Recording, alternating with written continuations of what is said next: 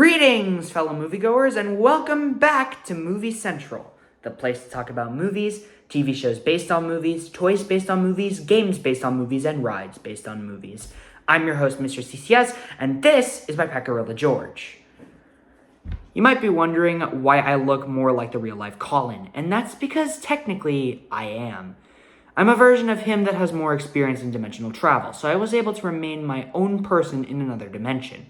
Suddenly, the Flash decides to screw me over and reset the timeline. So now, I look just like the main universe version of Colin, whom you probably knew as Overhead Voice during the Beyond Real World Logic retrospective. He wants nothing to do with me anymore. Anyways, we're back with another 45 movies, and now I'm out of my comfort zone as we take a look at this monster mayhem. How do we start off this season right? Well, why not take a look at some classics first, then move on to the modern day monster movie? Sounds like a plan to me. So, to start this off, we're going to take a look at the Prince of Darkness himself, Count Dracula. Published on May 26th, 1897, Bram Stoker's gothic horror novel is still to this day considered one of the best horror stories of all time, giving pop culture its most iconic vampire. The book, alongside Mary Shelley's Frankenstein, is renowned for inventing the way monsters are perceived. That comes down to the distinct writing styles. However, we'll get to the monster of Switzerland later.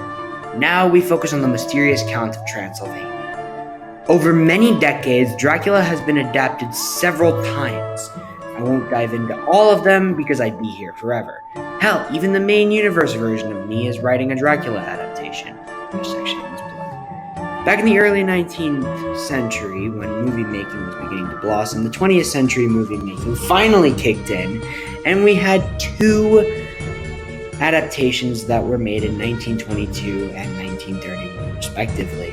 The first of which is Nosferatu, which was a German production starring Max Schreck as the titular vampire called Count Orlok, because there weren't official rights handed over to the production company, Piranha Film, which to my knowledge still exists to this day. In 1931, however, the first official adaptation of the story was released by Universal Studios, one of many monster movies released under their banner in the 1930s and 40s. This is easily the most recognizable version of the titular Count because of the iconic performance of the late great Bela Lugosi, and it is still held in high regard nearly 100 years after its inception. However, iconography, as I've proven before, doesn't mean everything. So what are my thoughts on the most famous version of this dark and eerie story? Well, we're going to find out today. No restraints on spoilers. This is the 1931 monster movie, Dracula. The dashing, mysterious Count Dracula, played by the late great Bela Lugosi, after hypnotizing a British soldier, Renfield, played by the late Dwight Fry, into his mindless slave, travels to London and takes up residence in an old castle. Soon, Dracula begins to wreak havoc, sucking the blood of a young woman and turning her into a vampire. When he sets his sights on Mina, played by the late Helen Chandler, the daughter of a prominent doctor, vampire hunter Van Helsing, played by the late Edward Van Sloan, is enlisted to stop the Count's never-ending bloodlust. So, I'm most likely in the minority when discussing this movie, but when watching it, I was extremely underwhelmed. The film is only 75 minutes long, which is nowhere near the length it should be, but it's slow and doesn't feel exciting or frightening enough. I can remember way more from other monster films released later down the line. Another adaptation released in 1992, directed by Francis Ford Coppola, was more entertaining and more exciting than this film. Even later monster movies in the 1930s were more exciting, like King Kong, but I'll get to that soon. Some aspects are extremely entertaining, such as some of the tension felt whenever Dracula showed up on screen, but most of the time there's not much going on, which makes the film boring and underwhelming. The book has a ton of content within it to make a great hour-and-a-half to 2-hour movie, and I felt like they didn't take advantage of it. I understand that this was made in the early days of movies with sound, but at the same time, Nosferatu, a movie made 9 years earlier, moved a lot better and was highly entertaining from beginning to end, and that was a silent film. So as an adaptation, I was very disappointed. and as a movie, I felt the same way. But are there other aspects of the movie that are good? Well, let's find out. Now, within the original novel, there are a ton of characters. You have the protagonist, which is Jonathan Harker, a solicitor from England, his fiancée, Mina Murray, her best friend, Lucy Westerna, Lucy's fiancé, and Jonathan and Mina's best man, Arthur Homewood, John Seward, a psychiatrist, Quincy P. Morris, a Texan, Professor Abraham Van Helsing, a scientist and monster hunter from Amsterdam, R.M. Renfield, a lunatic who serves Dracula at one point or another, the brides, who are undead women, and the antagonist himself, Count Dracula. The book's roster of characters should lead to an ensemble cast, but they didn't do that. Some characters are here, but they didn't directly adapt them. Renfield is a soldier turned into a lunatic. Harker's job isn't mentioned ever, and he's referred to as John. Mina is Seward's daughter, which was not the case in the book. And Lucy is in the film for 5 minutes. The brides only have like 2 minutes of total screen time, and they don't serve anything to the story whatsoever. The only characters close to their book counterparts are Dracula himself and Van Helsing.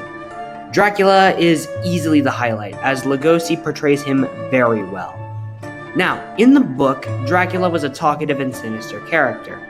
Here, the sinister aspect is retained, but Dracula is reduced to being a quiet and soft-spoken individual. Now, I actually kind of like this change for one reason. Dracula comes off to be very intimidating here, and this helps him stand out in comparison to his book counterpart. The design also makes him look menacing and cleaned up. That said, there are a few problems. None of this has to do with his performance, but rather some deviations that I didn't care for too much. For one, Wolfsbane was never a weakness to him. It was garlic, a cross, and a wooden stake to the heart. I don't know where the idea for Wolfsbane came from, but it wasn't something I particularly cared for. That said, however, Bela Lugosi is a great version of Dracula, and one that deserves the recognition he gets. Van Helsing isn't as memorable as his book counterpart, but he was very accurate at the very least. That's all I have to say about him. Now, the rest of the characters aren't that great. Harker is a shell of who he was in the book. I mean, seriously, he's super generic and has nothing to do in the entire story except whining. That's not exactly a good treatment of your protagonist, now is it, movie? Mina isn't that much better, and that's because she's kind of a plot device throughout this movie.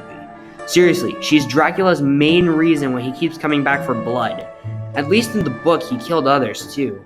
Mina was not a plot device throughout the book, ever. She was treated with respect, and she did a lot too. More than Jonathan, which was a feat back in 1897. Lucy, as I said, has 5 minutes of screen time, which makes her useless other than her being killed by Dracula. She had more time in the book, but ultimately had the same fate. That said, she did have more time, which makes her more interesting and useful in that regard. Seward doesn't do much either, and ultimately is easily brushed under the rug and forgotten about. He did much more, as I said before, in the book. Finally, there's Renfield. Honestly, dude, this guy cracks me up for all the wrong reasons. The chuckle he has is extremely goofy. It's not frightening, nor does it rub you the wrong. It just makes you laugh. It's a pain how much they took an interesting character and turned him into something uninteresting and downright goofy to watch. As far as the other characters go, this Martin character was not in the original book to my knowledge, and he was forgettable for the most part. The brides have nothing to do, so I won't discuss them much here. However, you guessed it, they have a bigger role in the book where they actually do some messed up stuff. So overall, the highlights for the characters easily go to Dracula himself and a touch of Van Helsing, but everyone else is either forgettable or downright mishandled. There's not much else to say here, other than the fact that they are not well done, and that's quite a shame. You know what else is quite a shame? The atmosphere the movie has to offer. Now, Dracula's castle is a large and daunting place on the outside, but on the inside it's supposed to look old, but not worn. I get what they were going for here, but I don't know, maybe the way it looks gives away that Dracula is a villain. The mansion is just that, a generic rich people's home. Nothing more and nothing less. The asylum looks clean, which I guess is okay nowadays, but I would believe a place like this to look run down. The only place that looks remotely interesting and are full of character are Carfax Abbey and the streets of London. Carfax is said to be run down and dilapidated, and they nailed that here. The streets of London look cold and bleak, and is a perfect setting for our characters to roam around. As far as the music goes, well, for the first time on this show, there is no score for a movie. No, seriously, the movie is surrounded in silence, which makes it even harder to sit through than it already was. Music should give you atmosphere and fully embrace you into a world like this. Without it, I'm just looking at something blank and uninteresting. That's not something I wanted from a movie like this, and I got it anyways, and that is a crying shame. As far as the scare factor goes, the times the movie genuinely frightened me was whenever Dracula was on screen, and he had long pauses on his face. I got goosebumps whenever that occurred. But as far as the actual scares and deaths go, they were tame as all heck. No, seriously, all of the kills are done off screen, and that was nothing to me but a disappointment. We go to these stories to watch people get killed, and the remaining characters bring out a strategy to stop the thing that is killing them. It is irritating that we have to watch something almost so great happen, and it cuts away. It's unprofessional and kills the tension. But I can't say I'm on that train of hating it for the sake of hating it. So overall, I know Dracula is beloved, but I'm not one of the people that loves it. The book was so good and the movie just wasn't as good. There are good things about it, but they are far and few between. It's an underwhelming and boring adaptation of such an interesting and well-done story, which is why it earns a 5 out of 10. It most definitely had all of its life sucked out of it. Well, that's it for this review. Please feel free to let me know what your thoughts on this movie were in the comments section below. And tune in next week when I take a look at the other monster movie released by Universal in 1931, Frankenstein. With that said, my name is Mr. CCS, this is Movie Central, and that, my friends, is a wrap. See you next week.